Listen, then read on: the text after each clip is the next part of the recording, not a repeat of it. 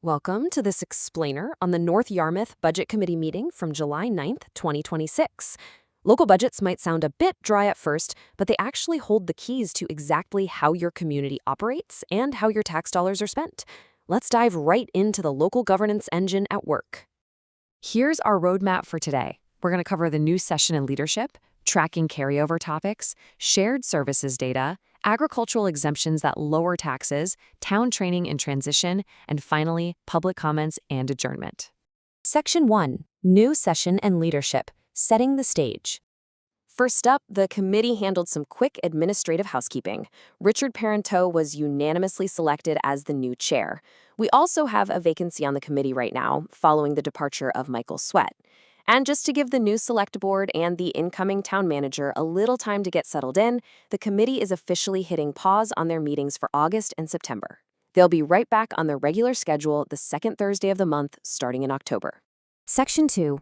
Tracking carryover topics. Ongoing projects. They're keeping a close eye on a few ongoing projects. For one, they're reviewing the Senior Property Tax Assistance Program, which caps town benefits at $2,000 based on state eligibility data. They're also checking into whether hydrant expenses can be charged through TIF, tax increment financing funds, and following up on a town-wide energy audit for municipal structures. But the real standout here, the waste and recycling contract with Casella expires in 2028. Costs have really ballooned over the last 5 years, so the committee knows it is absolutely not too early to start preparing and maybe exploring some other competitive options. Section 3. Shared Services Data. Cumberland Rec and Library. Which leads us directly to a really important question. How much are we actually paying Cumberland? The committee is actively trying to unravel the mystery of how exactly these shared municipal costs are calculated.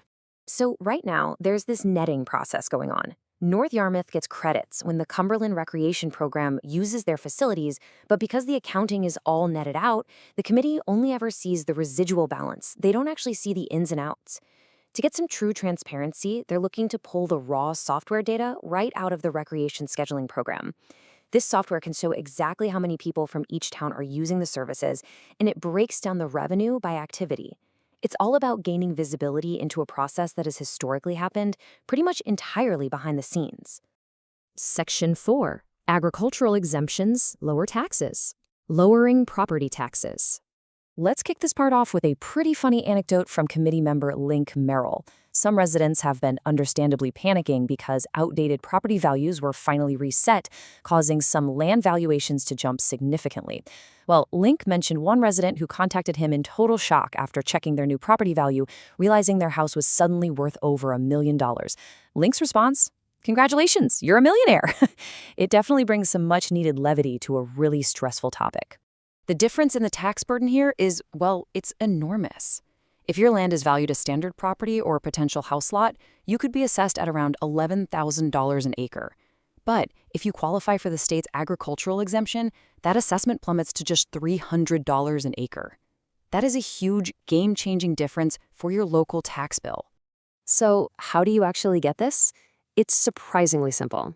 Step 1, you gotta own 5 or more acres of land.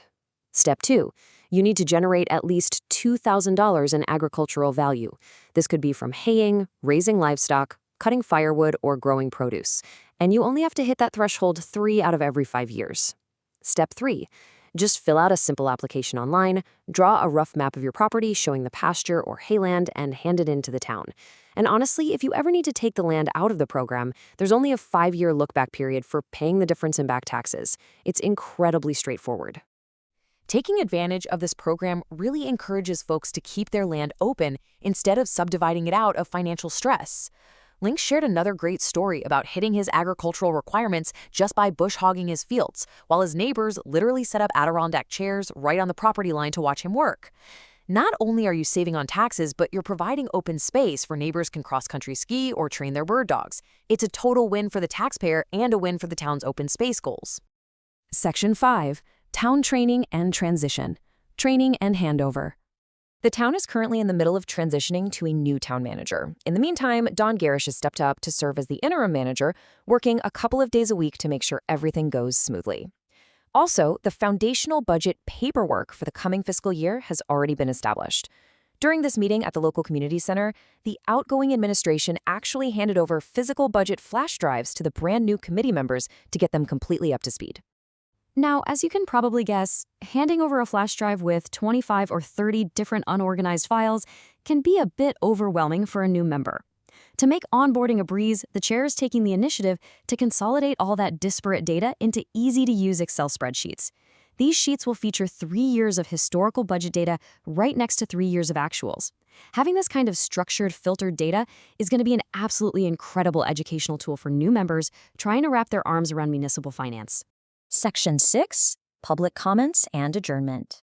With absolutely no public comments to slow them down, this highly efficient summer session wrapped up incredibly quickly. A motion to adjourn was made, seconded, and passed unanimously, closing out the entire meeting at exactly 6:42 p.m. That, my friends, is local government at its most efficient. Which brings us to our final takeaway. Based on everything we've seen from this committee meeting, I just have to ask, are you leaving local tax savings on the table? If you've got 5 acres of land, it might really be time to look into that agricultural exemption. Double-check your property status, stay engaged with your local governance, and as always, keep learning. Thanks for joining me on this explainer, and I'll catch you next time.